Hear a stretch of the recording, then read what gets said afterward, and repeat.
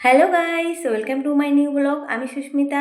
তো চলো আজকে আবার একটা নতুন ব্লগ নিয়ে হাজির হয়েছি তোমাদের সামনে। ভালো লাগলে অবশ্যই একটা সুন্দর করে লাইক করবে আর সুন্দর করে একটা কমেন্ট করবে।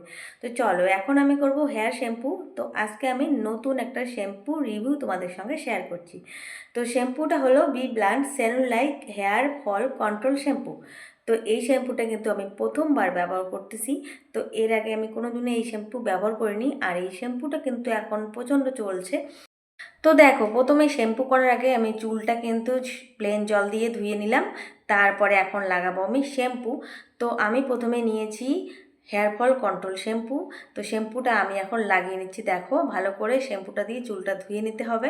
তো আমার যেহেতু হেয়ার ফল হচ্ছে, সেই জন্য আমি বি ব্লান্টের হেয়ার ফল কন্ট্রোল শ্যাম্পুটা বেছে নিয়েছি।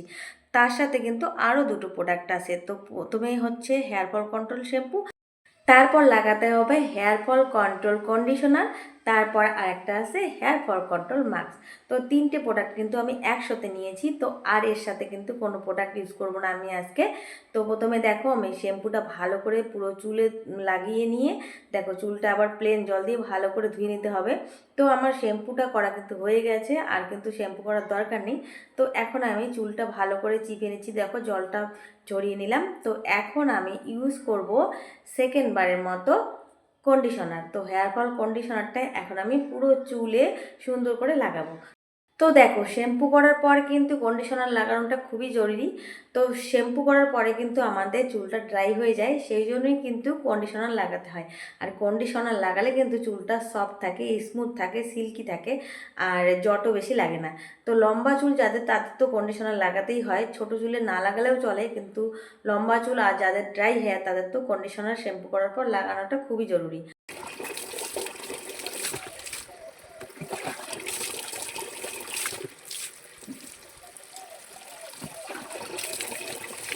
তো দেখো, আমার কিন্তু প্রথমবার শ্যাম্পু লাগানোটা হয়ে গেছে। দ্বিতীয়বার আমি কন্ডিশনারটা ব্যবহার করলাম, সেটাও আমার কিন্তু লাগানো হয়ে গেছে।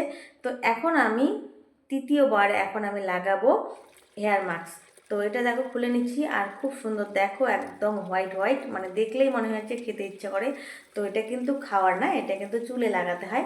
তো দেখো, চুলটা আমি ভালো করে মানে শুকিয়ে নিতে পারলাম না, জলটা ভালো করে ঝরিয়ে নিয়েছি। একদম চুলে জল থাকা যাবে না, মানে ভেজা থাকবে কিন্তু জল থাকা যাবে না।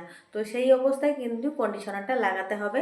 আর কন্ডিশনারটা লাগাতে হবে একদম পুরো চুলের গোড়া থেকে, মানে চুলের স্কাল্প থেকে একদম আগা পর্যন্ত। তো পুরো চুলে কিন্তু ভালো করে লাগিয়ে নিতে হবে।